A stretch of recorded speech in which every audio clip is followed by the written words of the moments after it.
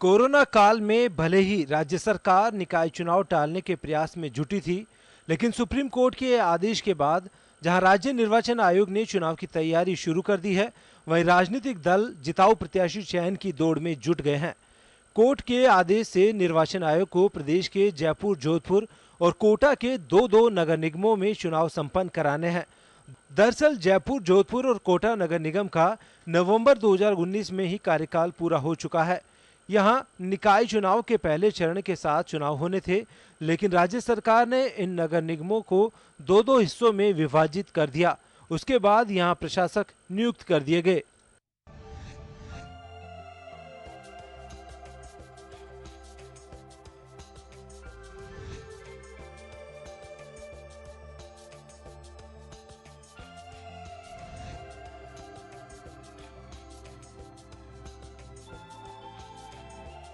नगर निकाय चुनाव के पहले चरण में नवंबर 2019 में उदयपुर, बीकानेर, भरतपुर नगर निगम और 6 नवगठित पालिकाओं सहित 49 निकायों में चुनाव संपन्न हुए।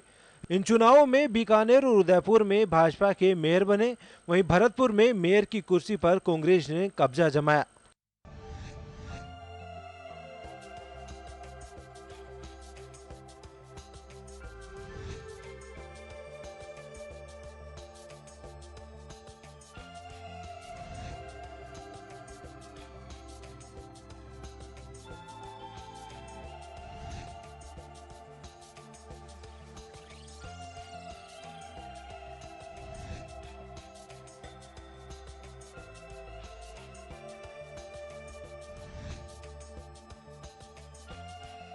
वहीं प्रदेश की 213 नगरीय निकायों में से 129 निकायों का कार्यकाल अगस्त 2020 में पूरा हो चुका है, जहां सरकार की ओर से प्रशासक नियुक्त किए जा चुके हैं।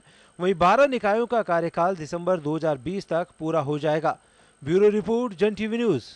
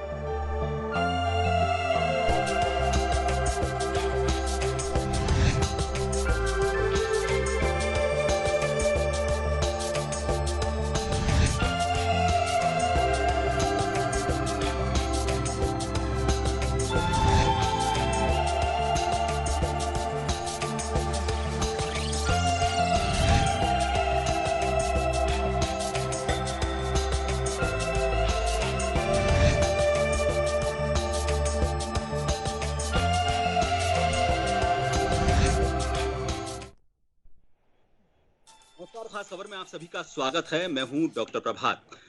शहर की सरकार कहते हैं नगर निगम को, और नगर निगम के चुनावों की तारीखों को लेकर काफी लंबे समय से इंतजार किया जा रहा था, लेकिन कोर्ट की दखलंदाजी के बाद अब इसकी तारीखों का ऐलान हो चुका है। 6 नगर निगमों की अगर हम बात करें तो इनमें 2 चरणों में ये चुनाव होने हैं, और इसको लेकर 10 तारीख को यह खुलासा होगा कि शहर की सरकार किस शक्ल में हमारे सामने आती है। लेकिन उससे पहले कई तरह की चुनौतियां हैं। कौन सी ये चुनौतियां हैं और किस तरह से इससे पार पा सकते हैं राजनीतिक दल, इसी को लेकर हम बातचीत करेंगे आज खास खबर में। हमारे साथ पैनल में कांग्रेस की तरफ से जयपुर नगर निगम की पूर्व मेयर ज्योति खंडेलवाल जी जुड़ी हुई हैं, आपका स्वागत है। और बीजेपी से हमारे साथ जयपुर पूर्व मेयर श्री भाई जी जुड़ी हैं।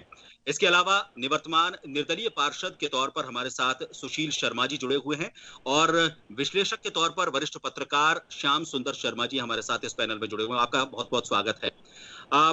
सबसे पहले शील जी आपके पास आना चाहेंगे, क्योंकि जो कवायद चल रही है उस कवायद में कोशिश ये की जाती है कि अपनी तरफ से अपनी बात सामने रखी जाए और उसको लेकर एक घोषणा पत्र रखा जाता है। लेकिन आज राजेंद्र राठौड़ जी हैं, उन्होंने एक बात कही है, उन्होंने कहा है कि वो अपनी तरफ से कोई घोषणा पत्र नहीं रखेंगे, वो एक ब्लैक पेपर सामने रखेंगे।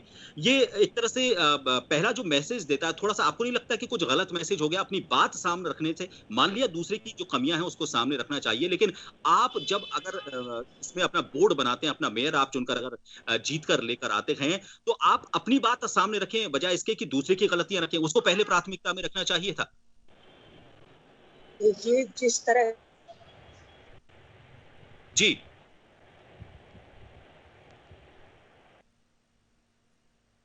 शायद शीत जी का वीडियो हम तक है लेकिन ऑडियो उनका हम तक नहीं पहुंच पा रहा, शायद नेटवर्क का कुछ इशू हो सकता है। इसी सवाल के साथ मैं थोड़ा सा इसको मोल्ड करना चाहूंगा। हमारे साथ कांग्रेस के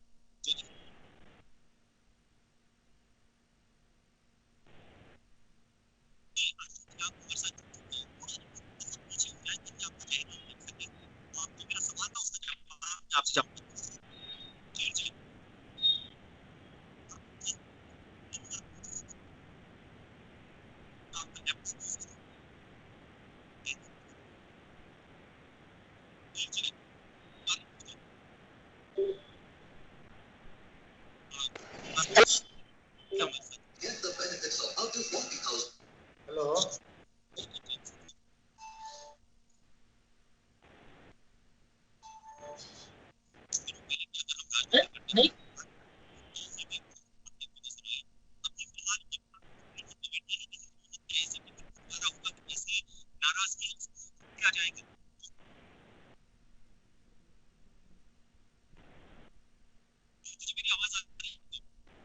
हेलो नहीं स्पीकर ऑफ हो रहा है आपके प्रभात जी।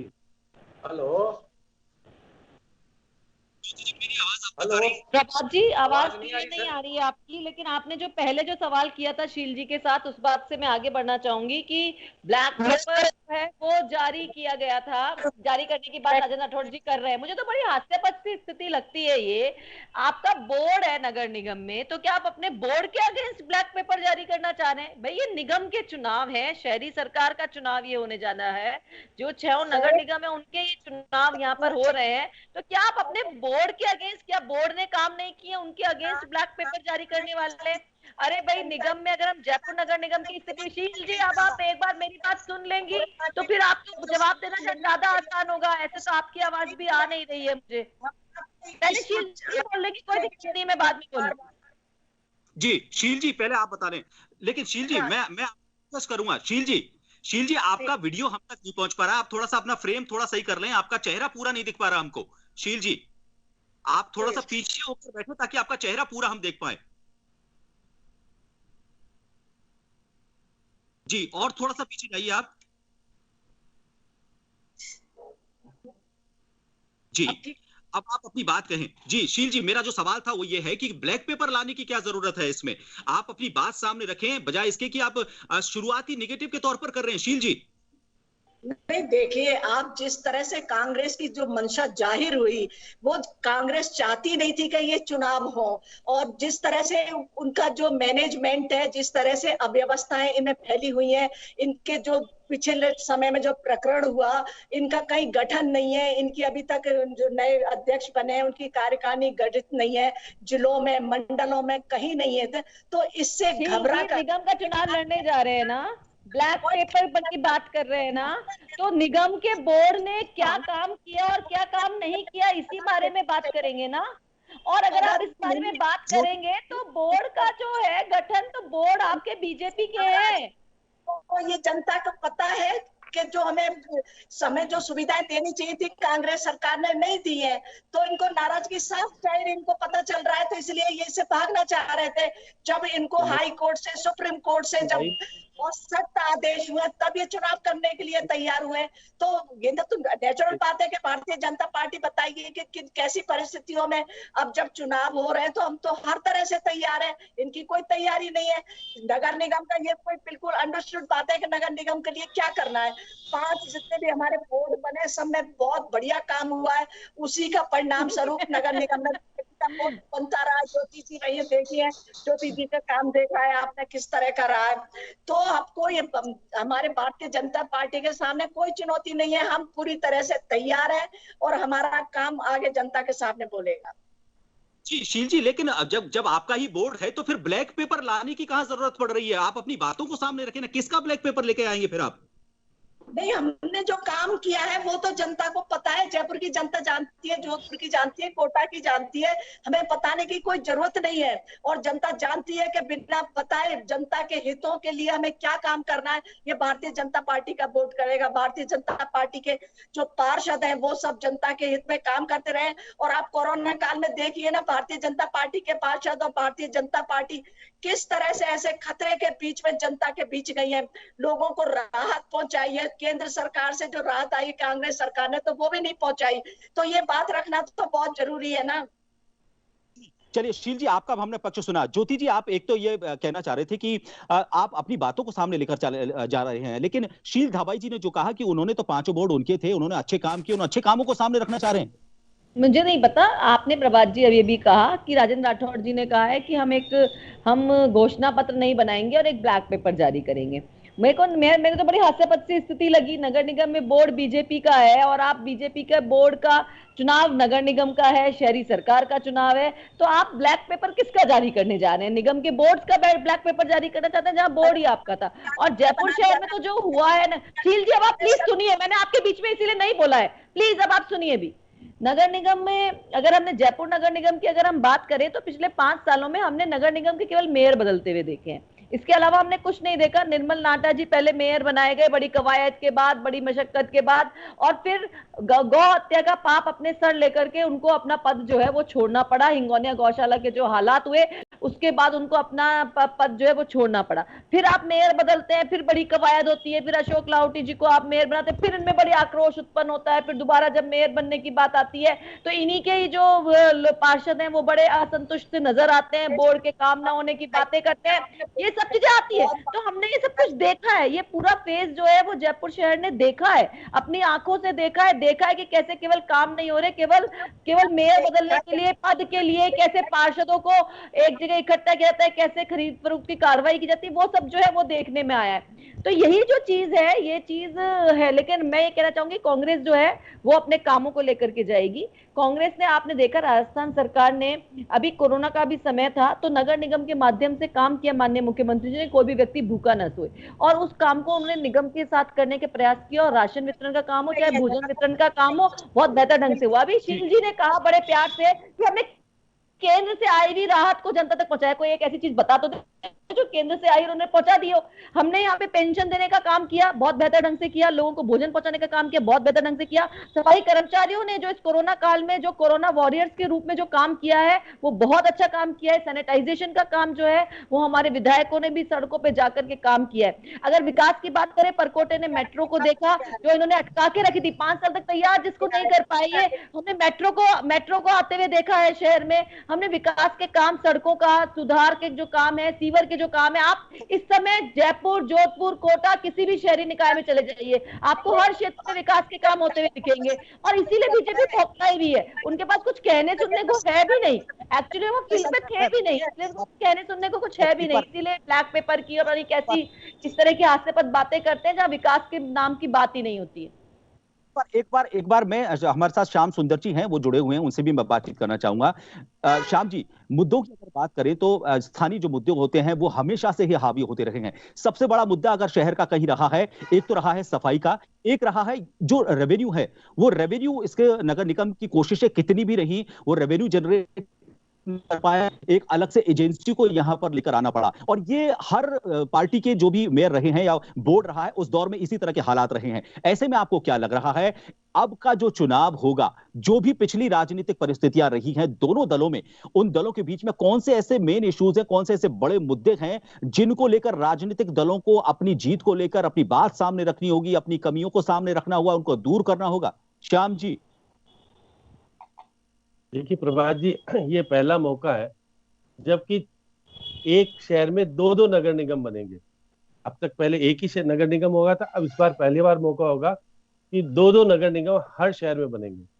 इसके अलावा आप देखिएगा कि 5 मेयर महिलाएं निर्वाचित होगी इस बार, 1 पुरुष होगा जी। तो ऐसी स्थिति में जयपुर में ओबीसी महिलाएं 2 बनेंगी, जोधपुर में 2 सामान्य वर्ग की महिलाएं बनेगी, कोटा में 1 एससी महिला बनेगी और 1 ओबीसी का पुरुष बनेगा। तो ऐसी स्थिति में चुनाव बड़ा अलग ढंग का होगा और ये चुनाव में मुख्यमंत्री अशोक गहलोत, केंद्रीय मंत्री गजेंद्र सिंह शेखावत, लोकसभा अध्यक्ष ओम बिरला और शांति धारीवाल जी, सबकी प्रतिष्ठा दांव पर लगेगी। ये चुनाव बड़ा अलग तरह का है, सबके घरों में अपने अपने तरीके से अगर जीतेंगे नहीं तो आने वाले समय में उनका घर बिगड़ेगा। तो यहाँ पर केवल ये कह दो कि देखिए सतीश पूनिया की प्रतिष्ठा भी दांव पर है, क्योंकि वो आमेर से 4 वार्ड आते हैं उनके, कर्नल आपके राज्यवर्धन सिंह, रामचरण बोहरा, बहुत सारी चीजें ऐसी इस चुनाव में देखने को मिलेगी। सबके भविष्य इस चुनाव पर निश्चित रूप से टिके रहेंगे। अगर वो सत्ता में लेकर के वापस अपनी पार्टी को आते तो सबके भविष्य सुरक्षित होंगे, नहीं तो सबके भविष्य सुरक्षित नहीं रह पाएंगे। कांग्रेस 90 दिन बाद भी अपने संगठन को नहीं बना पाई, वो पर्यवेक्षकों के आधार पर और मुख्यमंत्री के निर्णय के आधार पर चुनाव लड़ेगी, इसमें दो राय नहीं।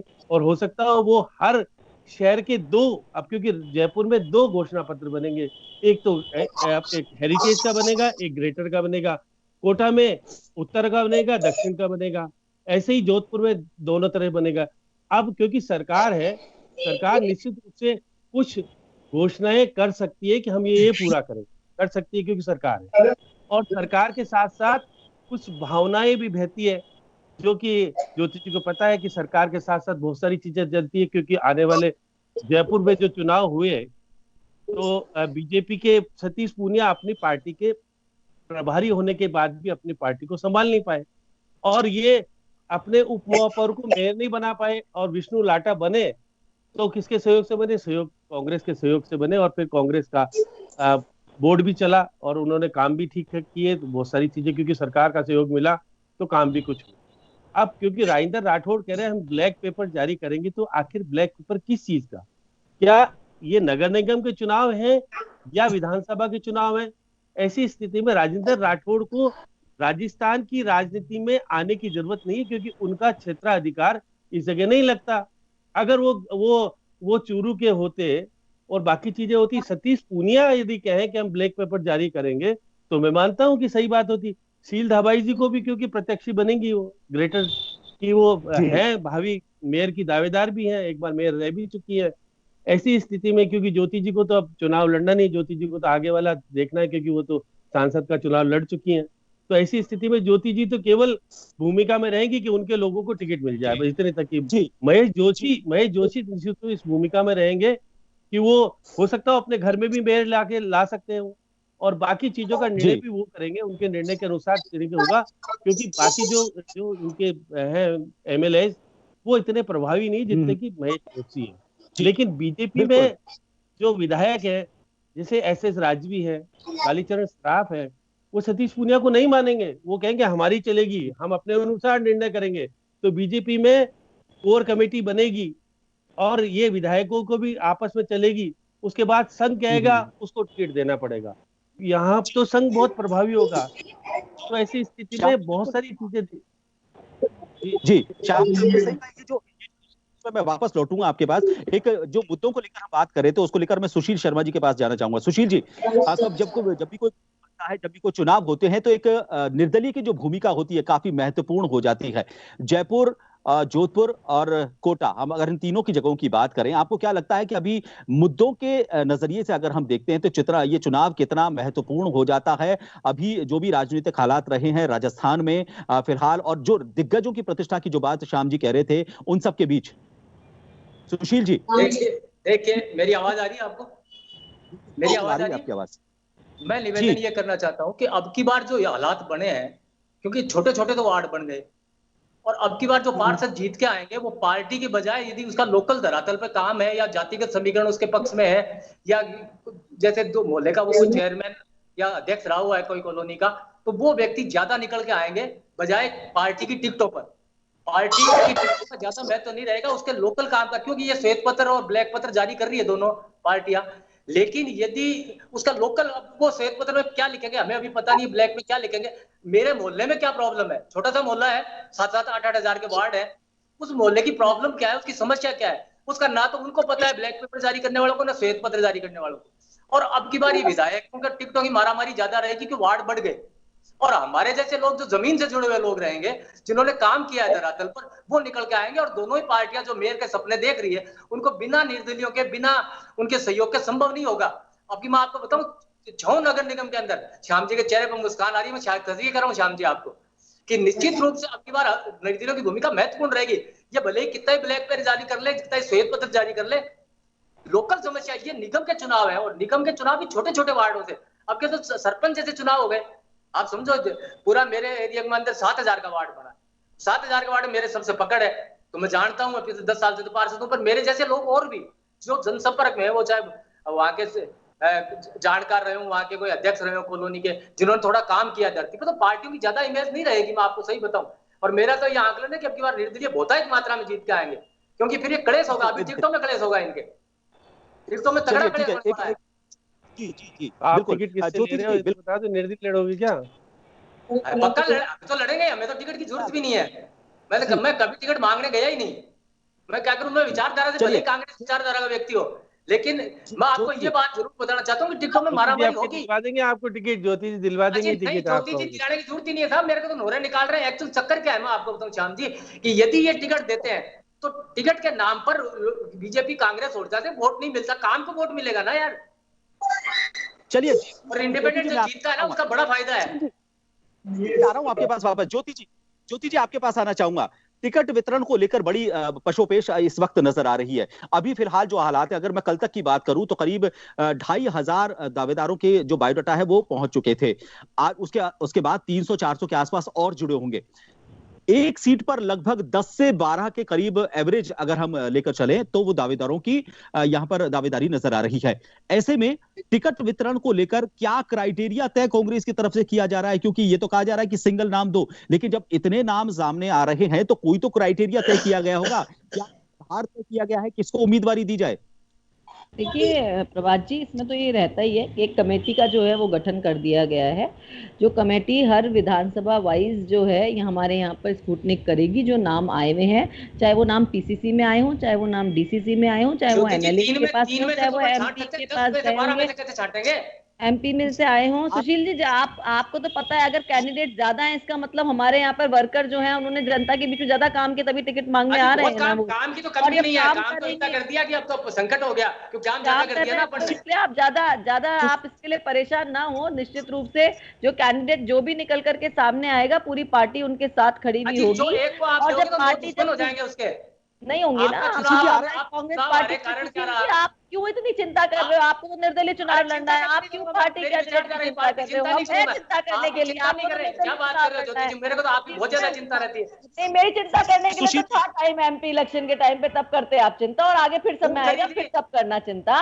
अभी तो आप जो निगम के जो चुनाव है उस चुनावों की अगर हम बात करें तो निश्चित रूप से कमेटी का जो गठन प्रभारी मंत्री की अध्यक्षता में कर दिया गया है, जिसमें सभी जो बैठ करके चर्चा करेंगे और आपसी सहमति के साथ जो है वो टिकट वितरण का काम जो किया जाएगा। जो जिताऊ कैंडिडेट हो, हमारा ये प्रयास रहेगा कि जो कांग्रेस का कार्यकर्ता हो, मजबूत कार्यकर्ता हो। अरे सुशील जी प्लीज आप बीच में मत बोलिए, आपकी बोर्ड मीटिंग नहीं चल रही है। आपने मेरी बोर्ड मीटिंगों में खूब बोला है, खूब हंगामा किया है, खूब आप गधे भी बने हो, मुर्गे भी बने हो, दवाई भी पी है, जहर भी पिया, आपने सब किया, लेकिन ये डिबेट चैनल है, इसलिए आप कृपा करके मत बनाइए, ये बोर्ड मीटिंग नहीं है। वक्त दिया सुशील जी, जब आपको समय दिया जाए तब आप बोलिएगा, क्योंकि उनकी आवाज फिर हम तक नहीं पहुंचेगी। ज्योति जी हाँ जी, और इस काम के लिए कवायद जो है वो शुरू हो गई है, और निश्चित रूप से हम यहाँ पर पूरी कांग्रेस पार्टी पूरी एकजुटता के साथ चुनाव लड़ेगी। और जैसा अभी श्याम जी बात कर रहे थे कि बीजेपी में जिस तरह की गुटबाजी का जो माहौल चल रहा है, एक दूसरे को जो कुछ समझा ही नहीं जा रहा है, कौन कब कहाँ आकर के क्या करेगा वो से नहीं पता चल रहा है, तो ये सब कुछ यहाँ पर देखने को नहीं मिलेगा। और निश्चित रूप से कांग्रेस के मेयर जो है वो बोर्ड बनेगा और कांग्रेस के मेयर चुनाव जीतेंगे।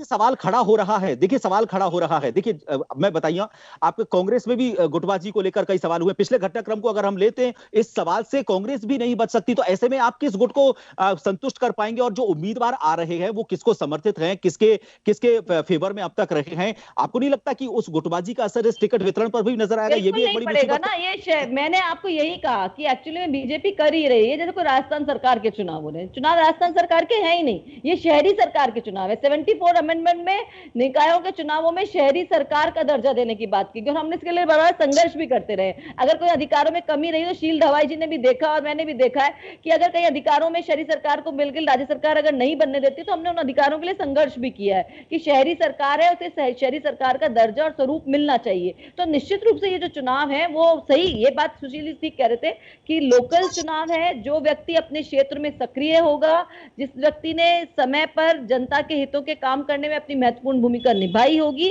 और जो हमारी पार्टी से प्रतिबद्धता के साथ जुड़ा हुआ होगा, उसी व्यक्ति को टिकट दिया जाएगा। और ऐसे व्यक्ति को अगर टिकट दिया जाता है तो निश्चित रूप से वो जीतने वाला कैंडिडेट ही होगा। मान ली आपकी बात, लेकिन कांग्रेस की पुरानी नियुक्तियों की अगर बात करें तो पायलट के वक्त की थी, लेकिन वो सारी की सारी अब निरस्त हो चुकी है। नई का अभी तक ठिकाना नहीं है। मान लिया अपने शहर की नियुक्तियां, प्रदेश कार्यकारिणी का गठन हो चाहे ब्लॉक कार्यकारिणी का गठन हो, आपको जानकारी में दे दूं, ये सब जो गठन है वो माननीय सोनिया जी, हमारे जो राष्ट्रीय अध्यक्ष हैं, सोनिया जी और राहुल जी के नेतृत्व में होता है। ये कहना कि पायलट जी द्वारा किया गया था, ब्लॉक अध्यक्ष की तो एआईसीसी से ही उसकी नियुक्ति होती है और एआईसीसी से ही उनका रेजिग्नेशन स्वीकार होता है और एआईसीसी से ही उनको हटाया जा सकता है। तो यहाँ पर ये कह देना कि कोई पायलट गुट, जी नहीं, वो कांग्रेस के लोग थे जिन्हें मौका मिला था संगठन में काम करने का। नई कार्यकारिणी आई है, नए लोग हैं, लेकिन कार्यकर्ता वो कांग्रेस के ही रहेंगे। कार्यकर्ता वो वही रहेंगे जो हमारी पार्टी के प्रति पूरी तरीके से समर्पित है। तो इसलिए ये कहते हैं कि वो पायलट की नियुक्ति की गई थी या डोटासरा जी की जाएगी या उसके पहले चंद्रभान जी की गई थी, इससे नहीं फर्क पड़ता है। वो कांग्रेस के लोग हैं, कांग्रेस के साथ कटिबद्धता से जुड़े हुए हैं, इसलिए उन्हें संगठन में मौका मिला, उन्होंने काम किया और आगे भी चाहे पद हो या ना हो, कांग्रेस पार्टी को जिताने के लिए, एक एक पार्षद को जिताने में अपनी जो महत्वपूर्ण भूमिका है वो हमारा हर एक पदाधिकारी, चाहे वो पूर्व पदाधिकारी हो, चाहे वो आज पद पर हो चाहे नहीं हो, पूरी तन्मयता के साथ काम करेगा। और इसी चीज को लेकर के हम आश्वस्त भी इसीलिए है, इसीलिए हम बार बार कह रहे हैं कि राज्य सरकार के विकास के काम हो, लोगों के साथ जनहित में साथ जुड़ के खड़े होना हो, या पार्टी के लेवल पे लोगों की पार्टी के प्रति एकजुटता और प्रतिबद्धता हो। इसी नाते हम जो मेयर के जो चुनाव है वो जीत करके आएंगे। बोर्ड जो है वो नगर निगमों में कांग्रेस के बनेंगे, और मैं ये और कहना चाहती हूँ कि कांग्रेस के बोर्ड बनने से निश्चित रूप से नगर निगम के कामों में 10 गुना तेजी से वृद्धि होगी और जनता को बेहतर लाभ मिलेगा। शील धाबाई जी, इसी सवाल के साथ मैं आपके पास वापस लौटूंगा, क्योंकि गुटबाजी को लेकर और टिकट के वितरण को लेकर कई सवाल बीजेपी पर भी उठ रहे हैं। एक छोटे से ब्रेक के लिए यहां रुकेंगे, ब्रेक के बाद इस चर्चा को जारी रखेंगे। आप बने रहिए जन टीवी के साथ।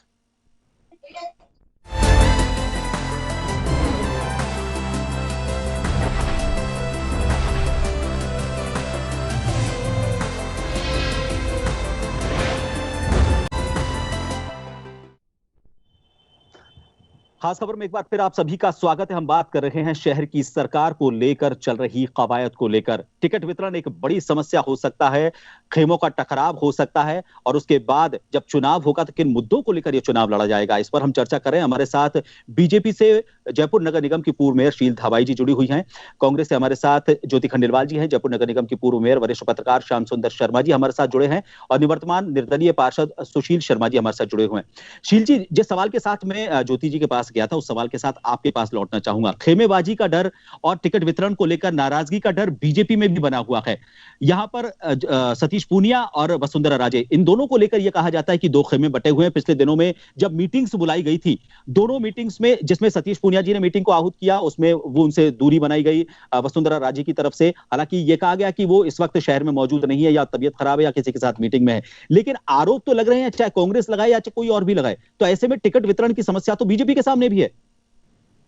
नहीं, देखिए, जहां तक वसुंधरा जी की बात है, वो हमेशा मीटिंग में उनके मैसेज आते रहे, या जो भी वर्चुअल रैलीज हुई है बीजेपी की, वो उससे जुड़ती रही हैं। और रही बात मनमुटाव की, तो मनमुटाव देखिए ये बहुत लोकल चुनाव है, इसमें दावेदार बहुत ज्यादा होते हैं और सबकी अपेक्षाएं भी होती हैं। स्पेशली कोरोना काल में जिन लोगों ने काम किया है जनता के बीच में जाके, जैसे विकास समितियां हो या कोई जो समाज सेवी हो जिन्होंने काम किया है, तो सबको लगता है कि ये ऐसा मौका है कि हमने जनता की सेवा की है किसी ना किसी बहाने, तो हमें भी हकदार बनते हैं, हमें भी टिकट मिलना चाहिए। तो मैं मानती हूँ इस बार बहुत ज्यादा उम्मीदवार निकल के आएंगे और पार्टियों को निश्चित तौर पर, चाहे कांग्रेस हो चाहे बीजेपी हो, उनको निश्चित तौर पर एक बहुत ही कठोर परिश्रम करना होगा और उसमें से जो निकल के आएगा वही अंत परिणाम तक जाएगा। और निश्चित तौर पर भारतीय जनता पार्टी ने 3 लेयर सिस्टम बना दिया है, जिससे हर कैंडिडेट को उसमें से गुजरना होगा और लास्ट में संगठन डिसाइड करेगा कि बिना भेदभाव के, बिना पक्षपात के, बिना किसी कहना चाहिए कि विधायक है या मंडल अध्यक्ष है या किसी के बिना पार्शलिटी के, जो वाकई में जो कहना चाहिए कि जो नाम निकल के आएगा वही लास्ट में जाकर होगा।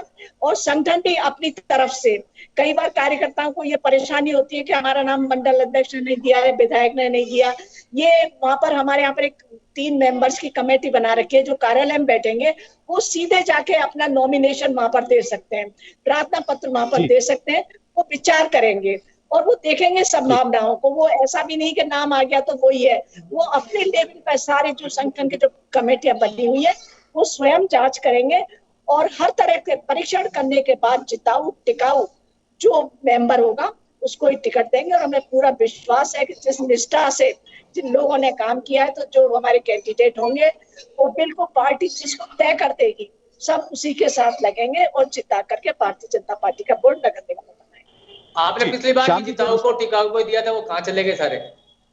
पिछली बार दिया था ना आपने, जिताऊ टिकाऊ थे सारे। शील जी अजी पिछली बार दिया था ना, सारे जिताऊ टिकाऊ थे ना, कहाँ थे वो टिकाऊ? पता चलता है ना, किसी का पता नहीं चलता जब जीत जाता है वो आपके सहयोग से चले गए। अब सहयोग तो हमारा काम था, हम तो हमारा काम कर रहे थे, टिकाऊ ढूंढते रहे।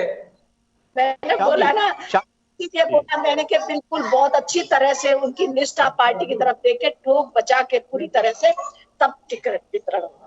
जी श्याम जी, एक विषय जो आपने उठाया था, हालांकि मैं कुछ देर बाद उसको लेना चाह रहा था, लेकिन विषय बहुत महत्वपूर्ण है।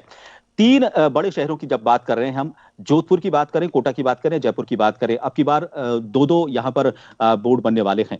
और इन तीनों जगहों पर अगर हम बात करें तो कुछ बड़े नाम आपने गिनाए थे, उन बड़े नामों को लेकर चर्चा जरूर होगी और उन नामों को लेकर प्रतिष्ठा के सवाल भी उठेंगे। जोधपुर की अगर हम बात करें तो वहां पर शेखावत जी की बात करें, या फिर हम चूंकि गृह जिला है मुख्यमंत्री महोदय का, कोटा की बात करें तो वहां पर शांति धारीवाल जो कि कैबिनेट मंत्री हैं, या फिर ओम बिरला जी जो सांसद है उनकी बात करें, या फिर कुछ और बड़े नामों की बात करें, तो आपको नहीं लगता कि इस बार जो चुनाव है इसलिए भी खास हो जाता है कि बड़े नाम जो अब तक एक अलग अलग विषयों की वजह से चर्चाओं में रखे गए, राजनीतिक पृष्ठभूमि में रखे गए, वो अब नगर निगम चुनाव को लेकर भी बार बार सामने आएंगे? श्याम जी देखिए प्रभात जी, अब नाम बीजेपी में और भी जुड़ गए। आप देखिएगा कि इनकी राष्ट्रीय मंत्री बन गई अलका गुर्जर, वो भी आ गई है साथ साथ, और एक्टिव हो गई है। एक्टिव है। मैं आज वो पार्टी की बैठक में गई थी और हो सकता है वो भी दावेदार हो सकती है मेयर की, अगर उनकी इच्छा हुई तो, क्योंकि वो बड़ी नेता बन गई, क्योंकि राष्ट्रीय मंत्री बन गई तो वो इधर नहीं आएंगी, तो वो भी दावेदार है ग्रेटर में, कि शील दाबाई जी के साथ साथ हो सकता हो, क्या पता क्या हो, कुछ कह नहीं सकते। लेकिन मेरा कहने का मतलब ये है कि नगर निगम का चुनाव हो तो रहा है, और पिछले काफी टाइम से नगर निगम, राजस्थान में नगर निगम एक्ट नहीं है। कितनी बार कवायद हुई, एक्ट बन गया, लागू नहीं हो पाया।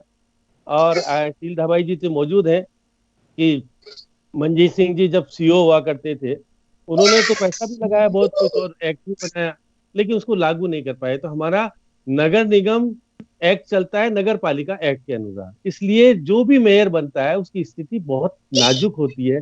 उनको किस तरह का दर्जा मिला है ये पता ही नहीं है। मेयर का दर्जा राज्य मंत्री का होगा या किस स्तर का दर्जा होगा कोई पता ही नहीं। मेयर ज्योति जी भी बन गई, शील दाबाई भी बन गई, इनको मालूम है कि आदमी का अधिकार कितना होता है। राज्य सरकार हर बार इनके ऊपर कटार लटका देती है, आपको ये करना है, ये करना है। स्मार्ट सिटी जोधपुर नहीं है, तो ये मुद्दा उठेगा कि जोधपुर को स्मार्ट सिटी के दायरे में लाया जाए, केंद्र सरकार करे, क्योंकि राज्य सरकार तो मुख्यमंत्री जी जो बार बार कह ही चुके हैं कि मेरे शहर को छोड़ दिया, बाकी 2 को तो आ गया। और वो कह देते हैं शांति धारीवाल जी को, देखिएगा आप जोधपुर में भी ध्यान, जयपुर में भी ध्यान रख रहे हो, कोटा का भी ध्यान रख रहे हो, तो जोधपुर का भी ध्यान रखो कि अब मेट्रो जोधपुर में और कोटा में भी आएगी क्या। ये सरकार कुछ कहने की स्थिति में आएगी क्या? देखिए अभी कांग्रेस की सरकार है, वो डिमांड करेगी। ये मुद्दे लोकल है तीनों शहरों के और लाइफ लाइन से जुड़े हुए हैं। तो ऐसी स्थिति में आप देखिएगा कि पिछले टाइम में अशोक गहलोत ने 5 विभाग नगर निगम को दिए, मिले कितने? ज्योति जी भी बता दें, शीलाबाई जी बता दें और सुशील जी भी बता दें। पानी विभाग दिया, एक एक्शन बैठा दिया, उसके अलावा पानी विभाग मिला ही नहीं। आपने कॉन्ट्रैक्ट, देखिए वर्ल्ड बैंक से इन्होंने किया था समझौता, अगर उनको पता हो तो। उन्होंने कहा कि बिल बढ़ेंगे, तो कहा गड़बड़ हो जाएगी, हमारी स्थिति खराब हो जाएगी, हम हार जाएंगे चुनाव, इसलिए नहीं इसको रोक दो। प्राइमरी एजुकेशन देनी थी, नहीं मिली। नगर निगम को केवल आप उस धरने को केवल मेयर को बिठा दोगे, आप 2 मेयर हो जाएंगे एक की जगह, अधिकार कुछ होंगे नहीं, रेवेन्यू बनेगी नहीं आपके पास, तो क्योंकि समाप्त हो गई। तो ऐसी स्थिति में आपका हेरिटेज नगर निगम होगा, उसकी आय आएगी कहां से? ये समस्या बहुत होगी। जमीनों को बेच करके अगर नगर निगम को चलाओगे तो बहुत बड़ी बात नहीं है। जमीनों को बेचने के बाद संपत्ति कौन बेचता है? कंगाली की स्थिति में संपत्ति बेची जाती है और ये कहते हैं आय हो गई। आय नहीं होती है उससे आपकी डिपॉजिट्स है उसको आप खत्म कर रहे हो, और एक टाइम ऐसा आएगा कि नगर निगम के पास कोई जमीन नहीं रहेगी, बेच चुके होगे। तो ऐसी स्थिति में ये बहुत बड़ा मुद्दा सामने है कि पैसा है नहीं नगर निगम में, हम नगर निगम को बेहतर तरीके से कैसे चलाएं। सरकार ग्रांट देगी, मेहरबानी उसी की होगी, सरकार के समर्थन वाली होगी। अब यहाँ एक और मुद्दा है, देखिए क्या कि यहाँ पर आपके वो मेयर छोड़ के चला जाता है तो या कोई पार्षद छोड़ के चला जाता है, तो यहाँ पर कोई कानून नहीं है। धारा आपके 74 के तहत होता है सारा का सारा, संविधान में चेंज किया, उसके अनुरूप हम यहाँ पर किस तरह से उनको रोकेंगे, ये प्रावधान नहीं है। ये नगर निगम में बनी हुई सरकार किस तरह से ध्वस्त होती है वो सरकार सब जानती है। सरकार किस प्रकार से, सरकार का महत्वपूर्ण भूमिका होती है, किसी मेयर को कभी भी ट्रैप करवा देती है, कुछ भी करा सकती है। नगर निगम में हुआ, जयपुर में भी। तो बहुत सारी चीजें ऐसी है कि नगर निगम को अधिकार कैसे मिले और नगर निगम सशक्त रूप से मेयर काम कैसे करे। 2 मेयर बना तो दिए, खर्चे तो बढ़ा दिए आपने, लेकिन उन मेयरों को अधिकार और किस प्रकार से कामकाज हो, ये बड़ी चुनौती का विषय इस सरकार के सामने है। क्योंकि आप देखिए घोषणा पत्र लाएंगे, मुख्यमंत्री जी चाहे तो, ज्योति जी चाहे तो इन चीज को उसमें शामिल करा सकती हैं, क्योंकि अभी बीजेपी के पास तो शासन है नहीं, वो तो इन चीजों को शामिल नहीं करा सकती। क्योंकि सरकार, ये तो बात है, जोधपुर वाले कह सकते हैं कि हम इसको स्मार्ट सिटी में शामिल करा लेंगे। तो बहुत सारी कवायदें इस चुनाव में देखने को मिलेगी और आने वाला संदेश जाएगा कि बीजेपी की स्थिति शहरों में ठीक है क्या, कांग्रेस की ठीक है क्या, ये चुनाव अंकित करेंगे। क्योंकि उसके बाद में बाकी शहरी निकाय के चुनाव भी होने हैं, जिसमें अजमेर सहित बाकी भी है, क्योंकि बाकी चुनाव होंगे। तो ये बहुत सारा चुनाव संदेश भी देगा और पार्टियों को सबक भी दे जाएगा कि देखिएगा कि आप पार्टी ने कोई अस्तित्व नहीं है, वो फिर चुनाव लड़ाएंगे। किनको लड़ाएंगे? कांग्रेस को नहीं दिया टिकट, बीजेपी ने दिया, और कोशिश इनकी ये होगी कि नामांकन से एक दिन पहले नाम डिक्लेयर करें, रात को सुबह नामांकन कराएं, जिससे कि कोशिश हो कि बागी खड़े नहीं हो। लेकिन आप इस चुनाव में देखा का चुनाव के पहले ही वो तो नामांकन कर देंगे बहुत सारे। तो होने वाला ये चुनाव बहुत चुनौतीपूर्ण होगा। और पहली बार है कि 250 जयपुर में पार्षद होंगे, पहले 91 में होते थे, वहां 150 होंगे। तो बहुत बड़ा खेल होगा, बहुत बड़ा पैसा भी खर्च होगा इस चुनाव में, और वर्चुअल तरीके से भी होगा। और कोरोना को किस प्रकार से होंगे, क्योंकि पंचायत चुनाव में जिस प्रकार की कोरोना की स्थिति बनी, क्योंकि ज्योति जी से वो हो चुकी है पीड़ित, आपकी सुमन शर्मा भी हो चुके हैं, बहुत सारे विधायक भी हुए, प्रदेश अध्यक्ष भी हो चुके हैं। तो कोरोना से बचाव कैसे हो, कोई कैंडिडेट कोरोना पीड़ित नहीं हो जाए चुनाव लड़ने वाला, तो संकट पैदा हो जाएगा।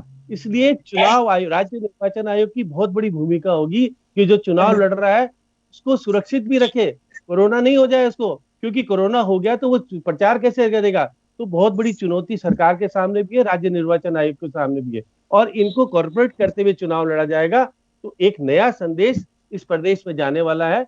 वो ज्योति जी हो सकती है शामिल हो, क्योंकि इनको भी बुलाया गया होगा, मुख्यमंत्री जी के यहाँ बैठक हो चुकी है उसके अलावा, क्योंकि अब ये सचिन पायलट को कैसे मनाएंगे, कैसे राजी करेंगे, एक चुनौती इनके सामने है कड़ी। और सतीश पूनिया के सामने चुनौती है कि वो आप वसुंधरा जी को नाराज नहीं कर सकेंगे क्योंकि वो राष्ट्रीय उपाध्यक्ष बन गई हैं, और बहुत सारी चीजें हैं उनके साथ साथ, क्योंकि वो खुद पार्षद, उनके भी 4 क्षेत्र आते हैं, 4 वार्ड आते हैं, तो उनको भी है कि मेरे पार्षद सही तरीके से नहीं आएंगे, इनके पुराने 2-2 मेयर बैठे हुए हैं, वो भी करेंगे सारा निर्णय। तो बहुत सारी चीजें हैं कि प्रदेश अध्यक्ष भी पुराने बैठे हैं, वो भी निर्णय करेंगे। तो चुनौती दोनों तरफ है, और इस चुनौतियों को सामने देखते हुए कम समय रह गया है और कवायद शुरू हो गई है, क्योंकि सत्ताधारी पार्टी होती है तो उसके पास ज्यादा लोग जाते हैं टिकट मांगने, और भाजपा भी कोशिश करेगी टिकट देने में। बहुत सारी त्रिकोणीय बना दी इन्होंने, लेकिन इनके यहाँ तो संघ वाले करेंगे निर्णय, बाकी वहां मुख्यमंत्री जी निर्णय करेंगे, तो फिर बाकी क्या होगा फैसला पता नहीं, क्या मेरे को नहीं कह सकता हूँ। एक प्रॉब्लम हो रहा है कि श्याम जी, अब की बार वोटर को निकालना बड़ा मुश्किल हो जाएगा घर से, क्योंकि वोटर को यदि घर से नहीं निकला, क्योंकि कोरोना का काल है, ये बड़ी प्रॉब्लम आने वाली है। कांग्रेस के संगठन, देखिए इसमें पंचायती राज 2% ज्यादा चुनाव मतदान हुआ है पंचायती राज चुनाव में पिछली बार से 1-2% ज्यादा रहा है। जोधपुर की बात कर रहा हूँ, यहाँ कोरोना की स्थिति खतरनाक है सर। यहाँ लोग जो पढ़े लिखे लोग हैं, जो आइडियोलॉजी की बात नहीं कर रहा है, भीड़ वैसे है वोट वाली, वो भीड़ जब है ना, जब वोट देने वाली भीड़ है, वो हमें लग रहा है अभी स्थिति क्या रहेगी मुझे पता नहीं। अभी जब फील्ड के अंदर देख रहे हैं तो लोग कह रहे हैं यार हमें क्या लेना देना यार, अब पार्षद कोई बढ़ जाए, छोटा सा तो वार्ड है, तो ज्यादा रुझान नहीं है लोगों का, ये लोगों का रहेगा। आप रहेगा कि कैंडिडेट ज्यादा खड़े होंगे, निर्दलीय ज्यादा खड़े होंगे, वोटिंग परसेंटेज ज्यादा होगा। सुनील जी आप चिंता मत करो, आपका देखो यही चिंता थी हमें तो कि कहीं वोट देने नहीं आए तो हम क्या करेंगे। नहीं आप कुछ कहना हो सकता है।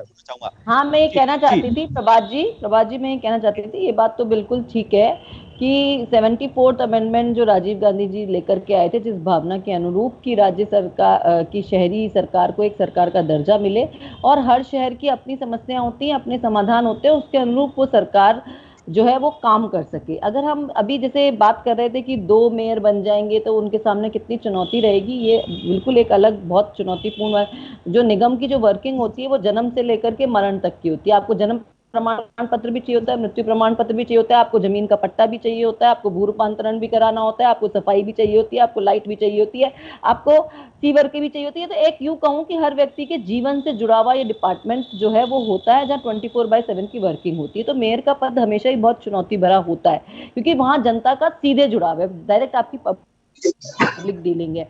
और इसीलिए जो आप बात कर रहे थे कि 2 मेयर बना दिए गए, मेरे को लगता है कि वैसे भी अगर हम जयपुर शहर की परिस्थितियों को अगर देखते हैं, तो अगर वॉल सिटी को देखते हैं तो वॉल सिटी की अपनी अलग समस्या है, उनका अपना अलग विकास का दृष्टिकोण है। वहां पर हमको हमारे हेरिटेज को बचा करके रखना है, वहां पर हमको ये कोशिश करनी है कि वहां का हमारा फसाड वर्ग बचे, वहां ट्रैफिक की समस्या उसको हमको दूर करना है, सीवर लाइनें बहुत पुरानी हो चुकी हैं, उनको किसी से चेंज किया जाना है, इस तरह की समस्या है। अगर हम ग्रेटर जयपुर में जाते हैं तो वहां पर अलग तरह की समस्याएं हैं, वहां पर विकास करना है, नई सीवर लाइन डलनी है, नई सड़कें बननी है, नई लाइटें लगनी है, वहां पर जो विकास है वो अलग तरीके से होता है। तो अगर 2 मेयर बन रहे हैं तो ये तो अच्छी बात है कि आप अलग अलग में जहां पे जिस तरह की समस्या उसी को लेकर के आप अपनी चिंता करेंगे, उसी को लेकर के डिस्कशन करेंगे, उसी को लेकर के पॉलिसी बनाएंगे।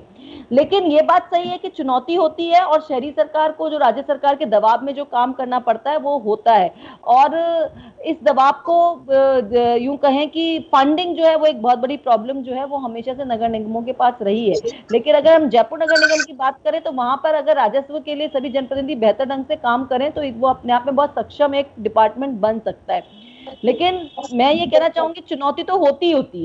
मेयर का तो पद ही या बोर्ड जो है या पार्षद जो है, अगर व्यक्ति उसके घर में अगर कोई भी समस्या है सबसे पहले वो पार्षद को पकड़ता है। पार्षद सबसे इजीली अवेलेबल जनप्रतिनिधि उनके लिए होता है और इस बार वार्ड छोटे होने से ये और ज्यादा बेहतर होगा कि जनता बहुत आसानी से अपने पार्षद तक पहुंच सकती है। तो ये एक अच्छी बात है कि जनता पार्षद तक पहुंच सके और पार्षद जिम्मेदारी से अपने उस छोटे से एरिया में कंफाइंड होकर के अपने विकास के काम करवा सके। तो ये एक बेहतर चीज है। जहां तक टिकटों की बात है, टिकटें वितरण एक अलग, और जहां तक कि बार बार बात आ रही समय बहुत कम मिला है, मैं ये कह रही थी कि समय निश्चित है, जितना हर बार मिलता है उतना ही मिला है। मैंने तो जब डायरेक्ट मेयर इलेक्शन लड़ा तब भी 13 तारीख को नॉमिनेशन की लास्ट डेट थी और 23 तारीख को वोटिंग हो गई थी। तो 10 दिन का समय था। तो इस बार तो हम यूं कहें कि नॉमिनेशन 14 को शुरू हो जाएंगे, 19 को है, 29 को है और एक में 1 तारीख को है। तो जो एक एरिया वाइज अगर हम देखते हैं तो समय जो है वो ऐसा नहीं है कि लोगों तक पहुंचा नहीं जा सकता है, लोगों तक पहुंचा जा सकता है, लेकिन कोरोना की वजह से सावधानी बरतने की जरूरत निश्चित रूप से रहेगी। सही बात है, जयपुर और जोधपुर में जिस तरह से कोरोना फैला हुआ है उसमें वोटर्स को मोटिवेट करना कि वो वोट डालने आए, कोरोना से जी चुनाव रहेगा जिसका सामना करना पड़ेगा। जी शील जी, मैं आपके पास लौटना चाहूंगा। एक देखिए, जब भी व्यक्ति अगर घर से बाहर निकलता है वोट करने के लिए तो उसके दिमाग में, उसके जहन में कई तरह के सवाल होते हैं कि क्या मेरे समस्याओं का समाधान हो पाएगा। और जब शहर की सरकार की बात की जाती है तो उससे सीधा जुड़ाव उसका होता है, क्योंकि पार्षद तक उसकी अप्रोच होती है, पार्षद तक उसकी। दूसरा, जो मेयर होता है उस तक भी वो पहुंच रखता है। लेकिन राजनीति, मेयर और सीईओ, यहां पर जयपुर नगर निगम में तो खासतौर पर यह देखा गया है कि मेयर और सीईओ के बीच में जो झगड़े रहे हैं उसकी वजह से आम जनता को एक बहुत बड़ा खमियाजा भुगतना पड़ा है। पार्षदों का जो टकराव रहा है वो तो हम दूर छोड़ दें, जो बोर्ड की बैठकों में जो टकराव रहा वो तो हम दूर छोड़ दें, लेकिन प्रशासनिक स्तर पर जो एक नियुक्ति होती है एक मेयर, एक सीईओ की, वो मेयर के साथ सामंजस्य नहीं बैठा पा रहा। आपको नहीं लगता कि ये भी एक बहुत बड़ा मुद्दा इस बार हो सकता है जिसकी वजह से जनता अपने वोट को कास्ट करने से पहले उस पर एक सवाल का जवाब चाहेगी? शील जी। नहीं, देखिए, मेयर और सीईओ का तालमेल कैसा रहता है ये जो व्यक्ति उस पद पर बैठेगा उस पर डिपेंड करता है, क्योंकि जो सारा काम है, जो डे टू डे का जो काम है वो सीईओ ही करता है। तो मैं समझती हूँ कि मेयर वो ही सक्सेस हो पाएगा। और जैसा आपने कहा कि जनता इस बात को देखेगी, लेकिन उस टाइम जब भी कोई मेयर बनेगा तो जनता को पता नहीं चलाएगा कि किस नेचर का, किस बिहेवियर का, ये वहां जाके तालमेल कर पाएगा कि नहीं कर पाएगा। अब मैं अपना उदाहरण दूं, ये टकराव हर दौर में देखा गया, बीजेपी कांग्रेस दोनों व्यक्ति में, तो ये टकराव होता ही क्यों है? इस टकराव को सबसे ज्यादा तो ज्योति जी ने बदलवाया सीईओ, मेरे टाइम में बताती हूँ, लेकिन पिछले में मेरे से ज्यादा बदलते हैं। पिछले बोर्ड में मैंने मेरे आपके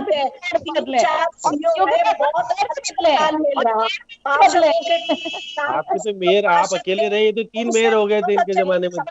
मेरे समय में कभी कोई ऐसी परेशानी नहीं आई जनता को।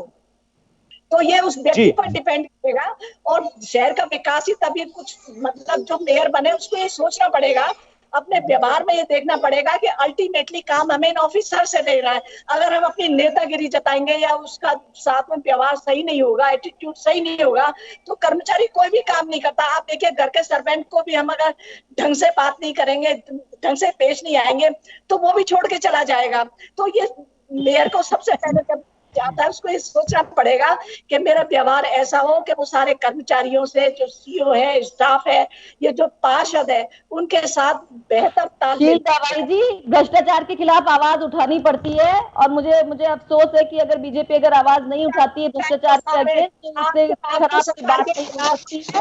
अधिकारियों से त्यौहार बनाने मेयर नहीं बना जाता है, जनता के हित की बात करने के लिए मेयर बना जाता है। जनता के हित की बात कैसे ऑफिसर्स को माननी पड़े इस बात के लिए मेयर बना जाता है। जनप्रतिनिधि जनता का प्रतिनिधि होता है और ऑफिसर्स की जिम्मेदारी होती है कि वो जनप्रतिनिधि और जनता की भावना के अनुसार काम करे। चुन के आए थे, आप तो सीधा चुन के आए थे, इसलिए आपको पार्टी चुनौती बड़ी होगी।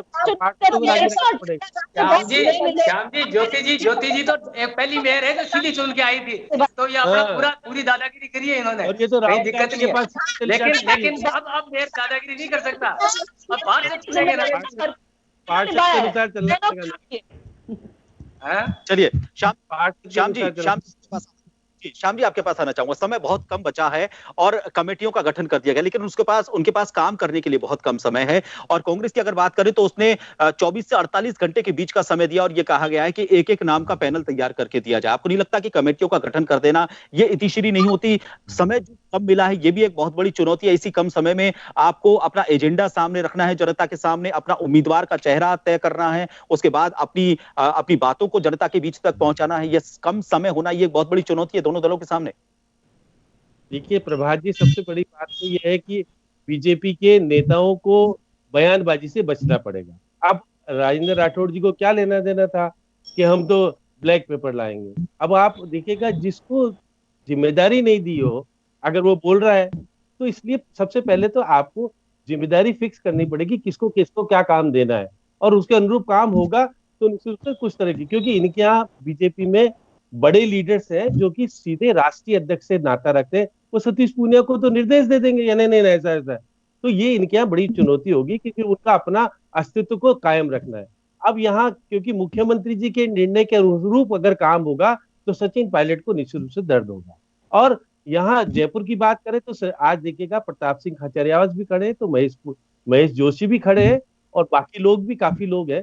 तो यहाँ कैसे तालमेल बैठाएगी कांग्रेस? संगठन नहीं होने से बड़ी चुनौती आएगी। शहर में तो बीजेपी के पास भी संगठन नहीं है, केवल राघव शर्मा ही है, बाकी है ही नहीं। तो जोधपुर और कोटा में बीजेपी के पास संगठन है तो वहां होगा, लेकिन कांग्रेस के पास सब जगह, क्योंकि देखिएगा जोधपुर का निर्णय मुख्यमंत्री जी करेंगे क्योंकि वहां उनके पुत्र और उनका खुद का मामला है, और जयपुर में महेश जोशी जी के साथ साथ पार्षदों को जो इनके विधायक है अमीन खां और रफीक मोहम्मद और बाकी जो 2-3 लोग हैं उनको संभल करके निर्णय करना पड़ेगा, और ज्योति जी वगैरह जो 5-7 लोग जो हैं इनको बैठाना पड़ेगा।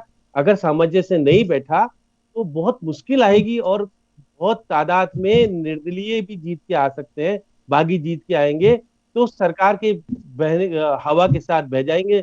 ये भी चिंता का विषय है कि हमको आने वाले समय में बहुत सारी चीजें ऐसी देखने को मिलेगी कि बीजेपी के पार्ट से जीतने के बाद भी वोट बनाने में सक्षम होंगे नहीं होंगे, कि दल बदल विधेयक कानून यहाँ लागू होता नहीं है, ज्योति जी को भी पता है।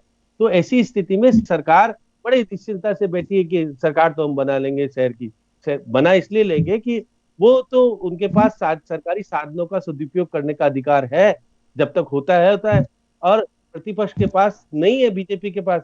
तो बीजेपी लेकिन लोकसभा अध्यक्ष बहुत प्रभावशाली भूमिका कोटा में निभाएंगे, गजेंद्र सिंह शेखावत जोधपुर में, और मुख्यमंत्री जी अपने बेटे का भविष्य सलामत रखने के लिए वहां पे हस्तक्षेप पूरा करेंगे। अब जयपुर तो सबके हवाले, सबके साथ साथ जुड़ करके दोनों क्या पता क्या निर्णय करेंगे, अब ये तो पता नहीं, क्योंकि जयपुर में पहली बार 2 ओबीसी महिलाएं आपके मेयर बनेगी, तो ये हो सकता हो कि मुस्लिम भी ओबीसी होते हैं 5-6, वहां पे भी मुस्लिम भी एक आपको जयपुर में मेयर देखने को मिल सकता है ओबीसी के नाम महिला, यह पहली बार होगा। और जोधपुर में देखिए, जोधपुर में सामान्य महिलाएं 2 बनेगी, तो वहां का कशमकश बहुत और तरीके से होगा। और आप कोटा का ले ले, वहां पर एससी महिला बनेगी और ओबीसी पुरुष बनेगा, तो एक बहुत बड़ा कवायद होगी इस मैदान में, और सही बड़े लोगों की प्रतिष्ठा दांव पर है। वो अपने भविष्य को सुरक्षित रखने के लिए नगर निगम में उनके समर्थित पार्षद चुन के आए, वो चाहेंगे दोनों के दोनों। इसलिए मैं तो शील दाबाई जी को भी कहता हूँ कि संघर्ष करो, आगे क्या मिलेगा तो आप जाने। और ज्योति जी तो अब इस मामले से दूर हो चुकी है, अब ज्योति जी का तो भविष्य आगे आने वाले में क्या पता कोई राजनीतिक नियुक्ति मिले, क्या मिले इनको पता नहीं। लेकिन यहाँ सब चीजों से बहुत सारी, सचिन पायलट और मुख्यमंत्री जी का समन्वय कैसे बैठेगा ये ज्योति जी बताएंगी, सतीश पूनिया जी, वसुंधरा राजे और बाकी जो पूर्व प्रदेश अध्यक्ष उनका समन्वय कैसे बैठेगा ये शील दाबाई जी बताएंगे। चुनौतियां ही चुनौतियां हैं, और ये संदेश दे जाएगा चुनाव कि देखिएगा बीजेपी का राज ठीक ठाक आएगा आगे या कांग्रेस का रहेगा। ये बहुत सारी चीजें हैं, ये संदेश आपके सामने आएगा, कुछ दिन बाद ही आपको देखने को मिलेगा, और 14 तारीख को बिल्कुल क्लियर हो जाएगा सब चीजें, उपमेयर भी बन जाएंगे, मेयर भी बन जाएंगे सब। ज्योति जी, मैं इसी सवाल के साथ आपके साथ आना चाहूंगा। दायरा बढ़ा है, जनप्रतिनिधि बढ़ जाएंगे, लोगों की समस्याएं तो समाधान की तरफ चली जाएंगी, लोगों को इससे तो सुविधा होगी, लेकिन आपको नहीं लगता कि जब जनप्रतिनिधि बढ़ जाएंगे और उसके लिए जो उम्मीदवारी जो बढ़ी है उसमें असंतुष्टों को संतुष्ट करना, या फिर उनको इतना कह देना कि अगर आपको इस बार पार्षद का कोई टिकट नहीं मिल पाता है तो हम आपको कहीं और एडजस्ट कर देंगे, क्या ये कहने देने भर से आपको लगता है कि नाराजगी दूर हो जाएगी? देखिए, मुझे लगता है प्रभात जी कि कांग्रेस पार्टी एक बहुत पुरानी पार्टी है, बहुत लंबे समय से चुनाव का उसको अनुभव रहा है, पार्टी के पास बहुत सारे कार्यकर्ता हैं, और इस तरह की जो आप उम्मीदवारी की बात कर रहे हैं वो हमेशा से पार्टी के पास रहे हैं और हमेशा रहते आए हैं। ये बात भी सब तय है कि पार्टी टिकट किसी एक को ही दे सकती है और वो किसी एक को ही देती है, लेकिन उम्मीदवारी जिताना अलग बात होती है। लेकिन उसके बाद जब जिसको पार्टी ये तय कर देगी कि इसको टिकट दिया गया है, सभी लोग उसके साथ जुड़ करके पार्टी के प्रति अपनी प्रतिबद्धता को दिखाएंगे और उस कैंडिडेट को जिताने का प्रयास करेंगे। ये कोई आज की बात नहीं, पार्टी के पास हमेशा से ही उम्मीदवार ज्यादा रहे हैं, हमेशा से ही। अगर आप ये कहें कि पहले 91 वार्ड तो उसके अकॉर्डिंग भी हर वार्ड में तब भी ये बात थी कि 10-10, 12-12 उम्मीदवार हैं। अब अगर 150 और 100 यानी कि 250 वार्ड है, तब भी यही बात आएगी 10-10, 12-12 उम्मीदवार हर वार्ड में है। तो ये बड़ी पार्टियां हैं और इनके पास अपने कैंडिडेट्स, अपना कैडर होता है, अपनी विचारधारा के लोग होते हैं, इसलिए ये सब बातें सामान्य बातें हैं। जी, समय बहुत कम है, आपसे सिर्फ लास्ट एक 30 सेकंड में आपका भी ओपिनियन इसी वाले सवाल के साथ चाहूंगा। आपको क्या लगता है नाराजगी दूर करने के लिए क्या बीजेपी के पास कोई फॉर्मूला है? उम्मीदवार ज्यादा है इस वजह से? 1 मिनट में शील जी। मैंने कहा हमारे 3 लेयर सिस्टम बना रखा है, उसके तहत जो पूरा सिलेक्ट करके जो आएगा, क्षण के नीचे से कार्यकर्ता जिसको एक मत से पसंद करेंगे उसी को जो बागी हो जाएगा उसका क्या करोगे? मैं तो ये कह रहा हूँ तो आ जाएगा, चलेगा नहीं चलेगा? शील भाई जी, संघ की भूमिका रहेगी नहीं रहेगी बता दो आपको। संघ की भूमिका रहेगी नहीं रहेगी टिकट वितरण में? संघ की भूमिका क्या कर सकते हैं? संघ की तो रहेगी। श्याम जी से पूछ रहे कहाँ से बोलेंगे नहीं? मैं बता देता हूँ संघ के बिना बीजेपी संघ जो है वो मुझे लगता ही नहीं बीजेपी और संघ अलग अलग बातें हैं, एक ही बात है। तो इसलिए आपका ये सवाल जो है वो अपने आप में एक जवाब है। चाहूंगा आप सभी से और नगर निगम का मुद्दा ऐसा है जिसको हम अपने से जुड़ा हुआ पाते हैं। ऐसे में बहुत जरूरी है कि जनता की समस्याओं का समाधान करते हुए अभी फिलहाल उम्मीदवारों की समस्याओं का समाधान करना कांग्रेस और बीजेपी दोनों दलों के सामने एक बड़ी चुनौती बना हुआ है। सबसे पहले टिकट वितरण को लेकर उनके सामने जो समस्याएं हैं उनसे उनको पार पाना है और उसके बाद जनता से अपना सरोकार साबित करने के लिए अपने मुद्दे उनको उनके सामने रखूंगे। आप सभी मेहमानों का बहुत बहुत शुक्रिया हमसे जुड़ने के लिए। खास खबर में इतना ही, मुझे दीजिए इजाजत। नमस्कार। नमस्कार।